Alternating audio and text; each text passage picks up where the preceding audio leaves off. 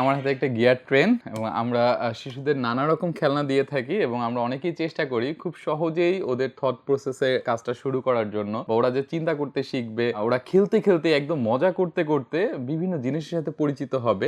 এই জায়গাটায় দারুণ একটা সংযোজন হতে পারে এই গিয়ার খেলনাগুলো, যেগুলোতে বিভিন্ন রকম গিয়ার সংযুক্ত আছে। এই গিয়ার মুভমেন্ট গুলো দেখতে দেখতেই ওদের রিজনিং, থট প্রসেসের কাজটা শুরু হয়ে যাবে। কারণ একই সাথে সংযুক্ত গিয়ার গুলোতে একটা গিয়ার যখন একদিকে ঘোরে, পাশের গিয়ারটাই অন্যদিকে ঘোরে, ঠিক তার পাশের গিয়ারটা আবার আগেরটার মতো একই দিকে ঘুরতে থাকে। এই জিনিসটা আমরা যদি একটু মুভমেন্ট করে দেখি, প্রথমে ক্যাপটা খুলে নিব এবং আমরা সেকেন্ড মোডটাতে যদি যাই, তাহলে দেখি যে ট্রেনটা চলতে শুরু করলো।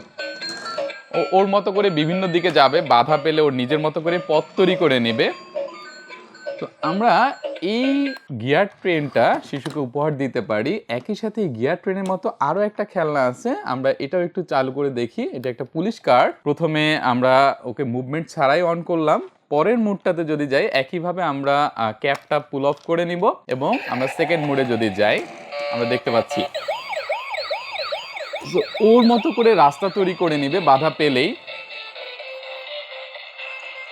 এখানেও আমরা দেখতে পাচ্ছি যে স্বচ্ছ হওয়াতে ওরা গিয়ারগুলো দেখতে পারবে, গিয়ার মুভমেন্টগুলো দেখতে পারবে এবং আমরা বাবা মা খুব পরিশ্রম কম করেই শিশুদেরকে বিভিন্ন জিনিসের সাথে পরিচয় করে দিতে পারবো। এই খেলনাগুলো ওদের জন্য খুবই সুন্দর উপহার। এখানে মজা করতে করতে শেখার ব্যাপারটা তো আছে, এর বাইরে আরো একটা গাড়ি আছে আমাদের এখানে, আমরা যদি দেখি।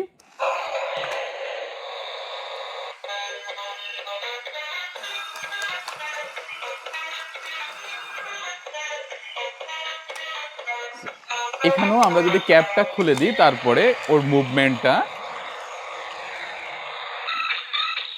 কিছুক্ষণ মুভমেন্ট করার পরে ও আবার রোলিং করবে।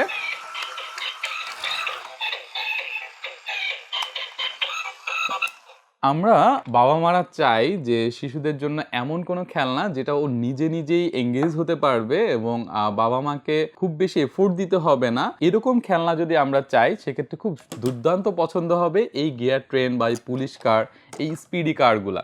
এবং এই খেলনাগুলো যদি আমরা অর্ডার করতে চাই, আমরা অবশ্যই নক করব টোটো টয়েজের ওয়েবসাইটে অথবা মেসেজ দিব টোটো টয়েজের পেজে।